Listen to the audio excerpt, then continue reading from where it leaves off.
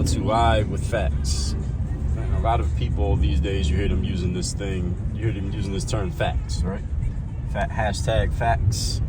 And people will, when they're making a point or trying to support a point that they're making, they'll say something like, well, I'm giving you the facts, or everything that I just told you is a fact.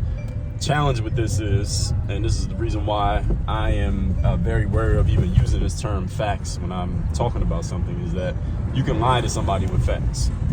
How is this possible, Dre? How can you lie with facts? You can lie with facts because a fact can be taken out of context. Everybody knows what out of context means. That means when you remove a detail from a story and just present the detail without the surrounding story, you can make something look completely different from what it actually is. I can tell you that LeBron James had a game in basketball where he missed 7 shots in a row and his team was losing by 25 points. That all can be factually true, but the context is, for the rest of the game, he made 25 out of his 30 shots and he scored 50 points and his team won the game. But if I only give you the piece out of context, the quote-unquote facts out of context, then I can make the story sound completely different than what it is. And you can use this to make somebody look bad. You can use it to make somebody look good. You can use it to completely distort a story, and you can use it to fool and misinform people and just straight up lie to people. I don't even like using the term misinformation or disinformation or that bullshit. Just straight up lying. What you should be looking for, ladies and gentlemen, is not the facts, but the truth. What is the truth? The truth means all the facts put in full context and presented in full, not in part. If you present things in part, you are giving people the facts but not the truth, and when you're doing that on purpose, you're lying. And you're either telling the truth or you're telling a lie. There's no in between. So there's no such thing as misinformation or disinformation. You're just simply telling people a lie because you know exactly what you're doing. And this is what the mainstream media has been doing for the last 10 years, specifically around things like politics, around any type of social issues, whether it be race, whether it be medicine, science, politics, Donald Trump, all of these things. They are taking facts out of context, presenting them as, well, this is the only thing that you need to know, challenging anybody who questions their stories and calling that misinformation when actually they're the ones who are straight up lying. They're not misinformed, they're lying. And this is why you all got to be careful of this whole thing, facts, and how people straight up lie with facts. What's happened this year is that I thought, just as a person who follows media and follows, I guess what you can call the news. I don't watch the news, but follows these kind of things. I thought that the smear campaign that the mainstream media ran on Donald Trump in 2016 would be enough to make him lose the election. But he won anyway. And the reason that he won is because, I think for 2 reasons back then, 2016, was that, number one, a lot of people already didn't trust the media. Donald Trump did a good job of helping them not trust the media. Also because a lot of people simply didn't follow the media and they just believed what they wanted to believe, and they ended up making the decision they wanted to make. What I think happened in 2024 is that many more people pay attention to media, period. Not the media, just media, period. Meaning social media is bigger.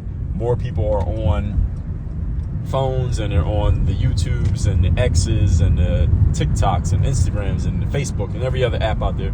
More people are simply consuming media in general from some type of device.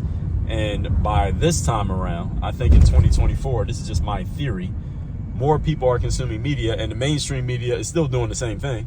And they've even gotten individuals involved in it. So they've gotten what we call influencers involved in repeating the same things that the mainstream media would tell people. So even if the mainstream couldn't get their message to you because you don't watch CNN or NBC or ABC, the same messages that they would give you if you were watching are now coming to you through influencers. The challenge with this is it still failed to work because nowadays, with people having access to so much media, the audiences are so splintered. So it's not like you got 100 million people watching 3 networks like it was back in the 90s. Now you got 100 million people divided up amongst 100 million different networks. And now you got 1 million people on each one.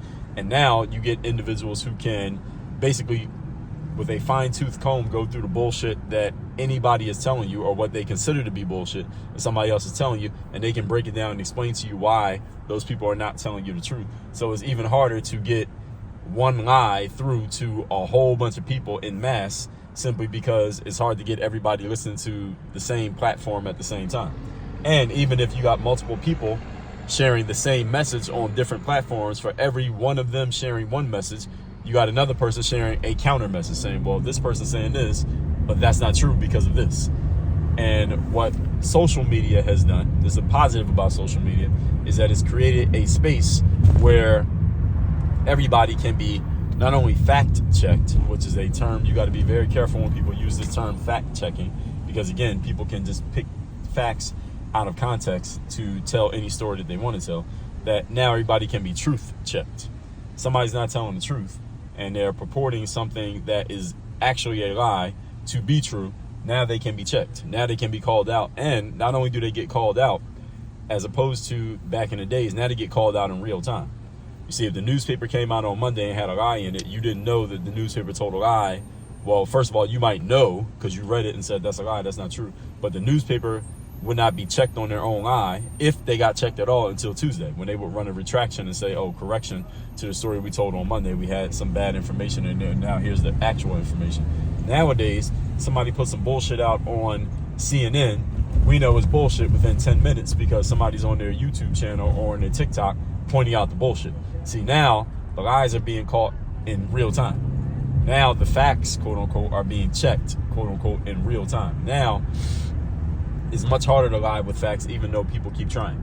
Anyone who wants to find out the truth about anything can find out the truth. All they got to do is just be willing to look around and listen to more than one source, because there's so many sources out there basically holding each other accountable. And it's not that any one side is fully truthful and one side is fully lying. And this has nothing to do with politics or any side of any social issue that's come up over the last decade. You can pick one. The audiences are usually divided. You got roughly half the people think this way, half the people think the other way, right? Half the people said take the jab, half the people said never take the jab. Half the people said put on the mask, half of them said no. Half of them said Trump, half of them said never Trump. It's not about either side. The point being that every side can check itself or get checked by its counter side in real time. It's happening in a moment. It's happening hour by hour, minute by minute. Therefore, it is getting harder, I think, just in theory, it's getting harder to lie. It's getting harder to bullshit people because your bullshit's getting called out. Now, whether, and this can even be from when people are trying to be malicious and going the other way. So let's say I tell you the truth, but somebody doesn't like that truth. So they'll come out and say, well, Dre just told you a lie, and here's why it's a lie, even though it's not a lie. Where it's like battling. It's like this is back and forth battle that's always happening. And the point being, nobody is speaking in an echo chamber as easily now as we used to. Now, people can still live in an echo chamber. All you got to do is get on a platform where everyone's saying the things that you want to hear and ignore the platforms where they're saying things that you don't want to hear. Issue is there are a lot of people in the world, and our population is getting bigger. And eventually you're going to come across somebody who's consuming some things that maybe you're not consuming, or they understand some things that you have chosen to ignore or not understand. And there's only so long you can inoculate yourself from that. There's only so long you can, not even inoculate is the wrong word, insulate yourself from any message that may conflict with what you want to put out into the world. So it's getting harder and harder to live in an echo chamber because, again, what I just explained to you. So what you need to do, call to action here, is be careful next time somebody tells you they're giving you the facts or they talk about fact checking, and instead ask them, okay, you gave me the facts, now give me the truth. And if they're the same thing, then what they should be saying from the beginning is the truth, not just facts. Because again, I can lie to you all day if I just handpick the right facts, and I'll leave out the ones that I don't want you to know about. And this is what people are doing all the time these days. So you got to be careful with these people because they will deceive you completely out of your mind if you allow them to, if you don't know the right questions to ask and you don't know the right things to look for. All that said, workonyourgameuniversity.com. You want to learn how to break down people's bullshit, how to explain your stuff, the things that you want people to know so that they understand that you're telling them the truth and not just handpicking the facts, because other people are going to understand this message that I'm giving as well. Go to workonyourgameuniversity.com. Have me as your coach. People who work with me say, Dre, you keep it real, you get straight to the point, you're no BS, no fluff, no sugarcoating. If that's the type of person you want to work with, I'm your guy. Go to workonyourgameuniversity.com. Link down below in the description to this video. Work on your game. Dre all day.